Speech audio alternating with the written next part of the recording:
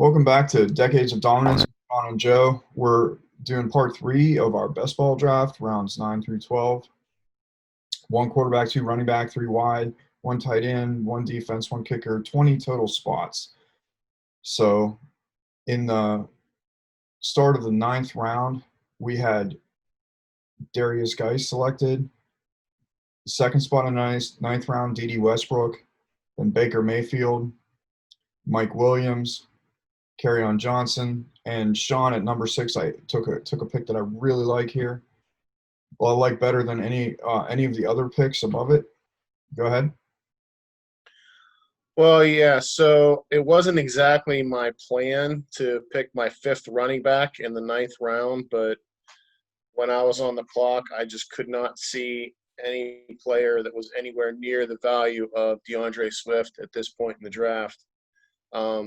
Again, when you're looking at a best ball format, I actually tend to discount rookies a little bit because unlike a redraft league where you can replace them, here, you don't know what you're getting, but you're stuck with them for the entire year, no matter what. So I guess the other people drafting did the same thing because I ended up with a ton of rookies on my team, but I just really like Swift's value here. I think he's the pass catching running back of the two in Detroit, and couldn't pass him up.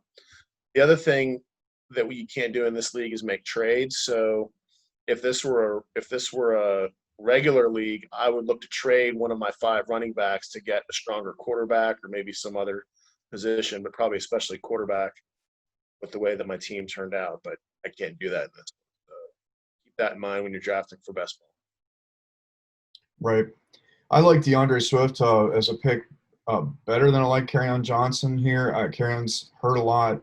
Swift, they invested a big pick in him. He's potentially the more talented of the two, and to get him after is fantastic. You're going to have big games with him. He's going to catch a lot of passes. It's a PPR league. I do sort of like Darius Geis in the 901 spot for the potential that he could be. If healthy, you could have a really nice back there. But excellent pick, Sean. At the 7th spot, Sammy Watkins, then Jared Goff, and I took another quarterback, Matt Stafford, with the 9th pick of the 9th round. I felt like Matt Stafford's going to have top 10 games, and when he doesn't, he's going to be on my bench. So I felt this was very solid value. I want to have enough quarterbacks that if one should get injured, I've still got a backup. So my plan is to eventually get 3. So I took Stafford at 909.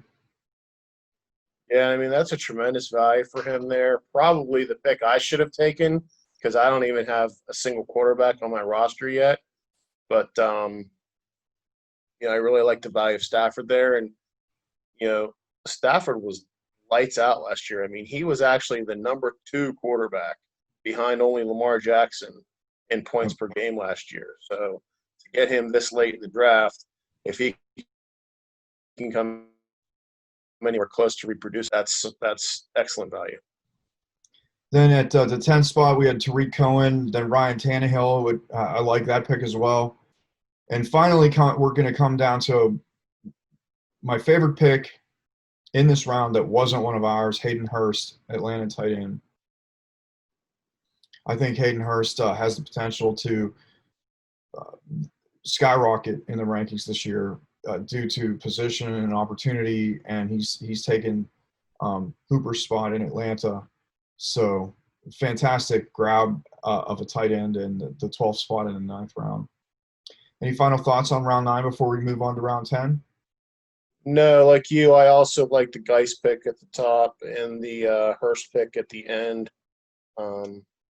One thing to note about Hayden Hurst is Atlanta had a tight end named Jaden Smith fill in for Hooper when he wasn't healthy, and that tight end, who nobody's even heard of, ran the 7th most routes during the time that he was in there. So Hurst is going to get plenty of opportunities in Atlanta. Right, and he's got draft pedigree as well. He's talented. He's old enough. He understands position and he can block. So there's nothing that's going to keep him off the field short of an injury. I would expect a lot of opportunity for him. If he busts this year, it means he's not good enough. So, and I think he's good enough. I think we'll see a good year from him. In round 10, the first pick was Marquise Brown, Hollywood Brown. Then with the second pick, Jerry Jeudy. Third pick, Ronald Jones, Tampa Bay running back. And I picked fourth in the 10th round. I needed more wide receiver depth. I wanted wide receivers still capable of getting me a big game. So in the 10th round, pick 4, I picked Marvin Jones, Detroit wide receiver. Yeah, and I absolutely love that Marvin Jones pick. I mean, to go along with to stack him with Stafford and, like Stafford, who you wouldn't think ranked that high last year. Marvin Jones, I believe, was like the 20th best receiver overall in points per game last year. Right, So and even if tremendous value. he's not the number one target on the team, but there are those games, and Stafford has those games with him where Marvin Jones goes nuts. And when that happens, my team's going to do really well. I do like the Jerry Jeudy pick and Marquise Brown. I probably would have taken Jeudy before Marquise Brown, not based on talent, but based on opportunity. I think Baltimore is going to spread the targets around quite a bit and have sort of a running quarterback. So you're not going to be able to rely on when Brown is going to get you those big games. But I like the Jeudy pick a lot. Not sure about Ronald Jones. After Marvin Jones in the 5th spot, Darius Slayton went. That's a pick I like. Will Fuller went. That's another pick I like. And you had the pick at the 7th spot in 10th round. Who did you take? So I finally had to add a quarterback to my team. I wanted to add one before this, but I absolutely love the value of Ben Roethlisberger in the bottom half of the 10th round. When he was healthy, he's puts up top 5 numbers. I mean, you look at For all of home his games. receivers. Well, yeah, you look at all of his receivers that are getting drafted. He's got 4 receivers that are getting drafted fairly highly. So if you believe that he can feed all those receivers, then he's got to get all the passing stats on the other end. So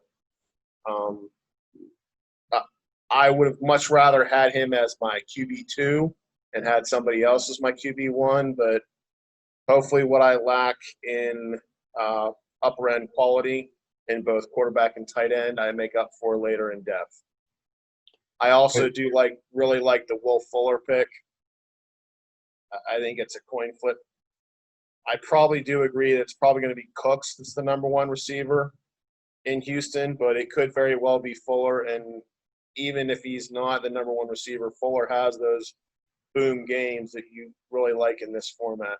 The injury history is concerning them. Absolutely. And I think the injury history is why he fell this far. Assuming he plays even 80% of the games, that's a steal at this late pick. There's guys going in the 10th round here that have tremendous upside potential, still potentially going to help you win weeks. I like the pick of Ben Roethlisberger. For years now, when he's healthy, he plays lights out in home games and struggles in away games. Now, if the fans are reduced this year due to COVID, one of the reasons that Roethlisberger struggles in away stadiums is that he can't audible at the line of scrimmage. They can't hear him. So Roethlisberger potentially could be even better because the one weakness that he has is going to be negated by the fact that the crowds aren't going to be as big this year. At best, you're going to have empty seats, partial crowd in the stadium, so it's going to reduce noise by quite a bit. I love the pick. If he stays healthy, you've got a great value there. Emmanuel Sanders went in the 8th spot. Then Alshon Jeffrey, James Washington, Mecole Hardman, and finally Jordan Howard from Miami. I really don't like the James Washington pick here. I don't think he's going to see much playing time. I do like Emmanuel Sanders. Alshon Jeffrey could have big games later in the year if he gets healthy. I do like Jordan Howard with the last pick in the 10th round. I think touchdowns, he's going to have a chance to have some big games in Miami. What do you think, Sean? Yeah, I agree with a lot of what you just said. I really, really like the Emmanuel Sanders pick as the number 2 behind Michael Thomas in New Orleans. I think that was a fantastic value pick for this round. Alshon Jeffrey is about as boom or bust as they could get. I mean, if he's healthy, he's the number 1 receiver in Philadelphia, but that's a huge if. James Washington is probably my 4th favorite receiver in Pittsburgh. So Right. even in a 2012 team, 20 roster spot league, that kind of puts him on the borderline of being draftable at all, let alone in the 10th round. I think Mecole Hardman could surprise and overtake Watkins. Watkins is the number 2 receiver in Kansas City, and even if he doesn't, Mahomes throws enough to make him valuable. He looked great as a rookie. Jordan Howard could be the number 1 running back in Miami. So at the end of the 10th round, value. Yep. Moving on to round 11, we're going to see some wide receivers that I would have definitely taken and did take after Washington that I would have taken instead of Washington. Just because, as you said, I think he's going to be the 4th best wide receiver there. He's just falling out of favor. Could be wrong, but we'll see. With the first pick in the 11th round, Kirk Cousins went. Then second pick, Derek Carr. Potentially good value there because we both expect Raiders offense to be better this year. Great pick at the 3rd spot in the 11th round, Keyshawn Vaughn for Tampa Bay. How he went after Ronald Jones, I'm not sure. I think he's going to be the better back. Marlon Mack went in with the 4th pick in the 11th round. At the 5th pick, Gardner Minshew, who I think Jacksonville's committed to Minshew for 1 more year, so I think this is a good pick. I think his upside is pretty high, and there's no reason not to take him at this spot. And I love your pick next at the 6th pick in the 11th round. Go ahead, Sean. So I went with another falling rookie here in Joe Burrow, and for a lot of the same reasons that I took Ben Roethlisberger. Joe Burrow's got 4 wide receivers. Actually, did Ross get drafted? Maybe not, but he's got 3 or 4 receivers that are getting drafted in this draft. And, I mean, Burrows is about as close as Andrew Luck as a can't-miss quarterback prospect. So Right, and he may not be great, but he could be. I think at the very least he's going to be good. And I obviously need to fire bullets here at the quarterback position to make up for the fact that I didn't take one until the bottom half of the 10th round. Let's say that Cincinnati has a losing season. Joe Burrow's going to have to throw from behind to catch up. He is going to be diving into the end zone. He's going to have big games even in a losing effort, just like Kyler Murray did last year. So I suspect there will be weeks where Joe Burrow will put up the most points of any of your quarterbacks. It may not be every week, but you don't need it to be every week. Right. At the 7th spot, Kyler Murray finished as the 15th best quarterback last year, and he's getting drafted in the top 6 usually. So if I can this year, I see no reason because Burrow is actually – he's not as mobile as Kyler Murray, but his mobility is very underrated. So I'm hoping he can get me some rushing touchdowns as well. I would expect it. Cordero Patterson goes at 11-7. Not a big fan of that pick. Could be okay. Deontay Johnson goes at 11-08, which I like a whole lot better than Washington. And I took a receiver that I like a lot at 11-9, CD Lamb for Dallas. Now, CD Lamb is at minimum going to be the 3rd wide receiver targeted in Dallas out of the slot. So there's plenty of targets left over. They lost a couple of positions last year, so they lost a tight end position. They lost their slot receiver. And Lamb could be potentially the best receiver on the Dallas team once he gels. So it may not be every week, but I expect CeeDee Lamb to have some big games. And to get him this late, I'm thrilled. I'll leave just like Jerry Jones was on draft day, and they're giving him number 88, which they don't just do for anybody. So, right, comparisons to DeAndre Hopkins. I don't need him to ball out every week. I need him to ball out some of the time, and I know that he will. Um, and the fact that he's not the number one target on the team means that when he is just dominating his matchup, then we should see a few big games from him. At the 10th spot in the 11th round, Sonny Michel. At the 11th spot, N'Keal Harry. And at the 12th spot, Philip Rivers. I think a good pick at spot 12. What do you think of round 11, Sean?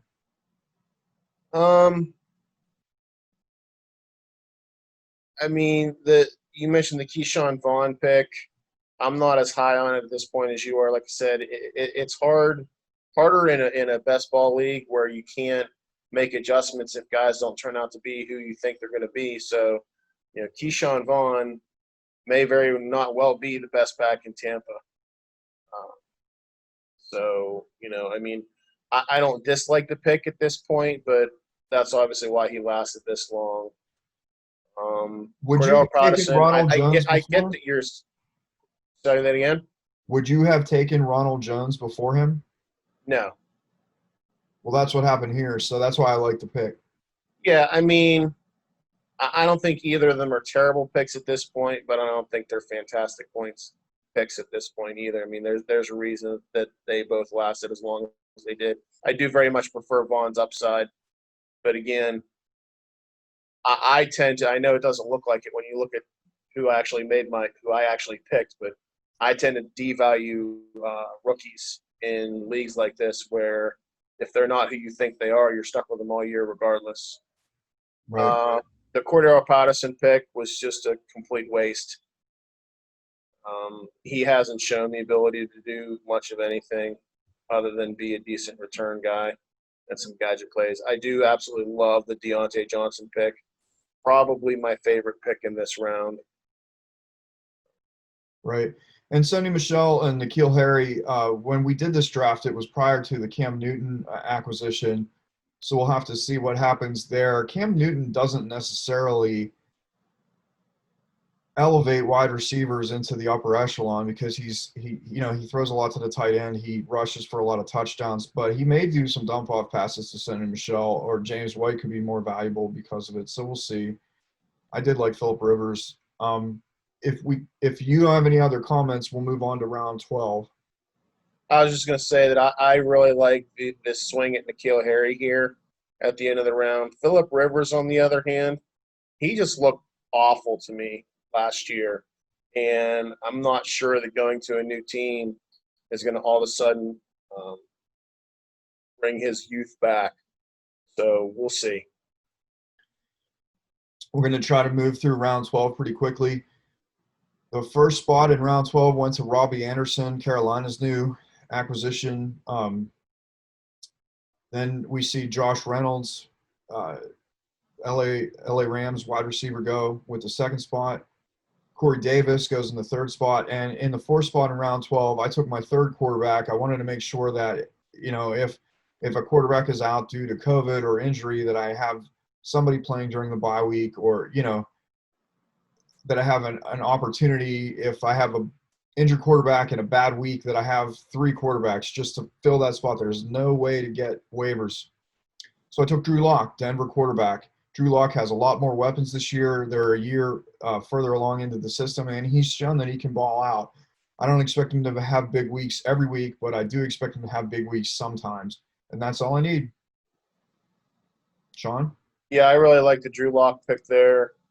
I probably would have gone after him, but he has the same buy as Ben Roethlisberger. That's kind of why I stayed away from him. But I do think that Drew Lock is the real deal, and with all those additional receiving weapons they got him in the off season, I think he's going to have a really solid season. Right. Cortland Sutton, Judy, Fant. They just drafted another slot wide receiver that we covered earlier. Forgetting his Hamler. name. Right. KJ Hamler, and they also drafted Drew Lock's tight end that he hooked up with a lot in Missouri. I think that could be not so good for Fant, but I think that could be very good for Drew Lock.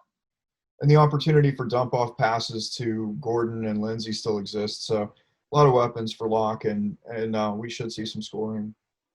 And he's in a division where he's going to have to score against Kansas City and the like. So at the fifth spot, Cole Beasley, Buffalo wide receiver, went. Then Kenny Stills for Houston. And with the seventh pick in the 12th round, you took? I took Jimmy Garoppolo here. Not really that happy about it. Like you, I wanted to get a third quarterback, and I knew they were going to disappear, although I probably should have waited and gotten Teddy Bridgewater later, who, especially after the Deebo Samuel injury, has a much better wide receiver core. Also, Garoppolo was absolutely awful in the playoffs and in the Super Bowl. So hopefully he's able to turn it around. But if I get the same quarterback that played in the playoffs and the Super Bowl, it's going to turn out to be a wasted pick. At the eighth spot in the 12th round, we had Adrian Peterson. Then Chris Conley, Jacksonville wide receiver. Malcolm Brown, LA Rams running back. Larry Fitzgerald. And finally, Philip Lindsay. Who do you like in round 12? Probably my favorite pick might be that Fitzgerald pick. The guy just finds a way. I mean, he's definitely one of the greatest receivers of all time. And, I mean, he's going to be a solid point producer week in and week out. And to get him this late, I think is excellent value. The Conley pick was a waste of a pick, in my opinion. That was my best and worst. Go ahead. Yeah, I think this is the year that Adrian Peterson is probably not worth drafting. There's just too much running back depth and young talent in Washington, and they're going to want to see what they have with all the different guys, Gibson, Bryce Love, even if Geist gets hurt. I don't think they're going to go to him unless they have to. I also really don't like the Josh Reynolds pick. I think that the Rams drafted Van Jefferson early. That shows a lack of faith in Josh Reynolds. I think he's their fourth best receiver, and again, is the fourth best receiver on a team worth drafting at all. Right. Well, stay tuned, and we'll have part 4 of our best ball draft coming up. See you soon.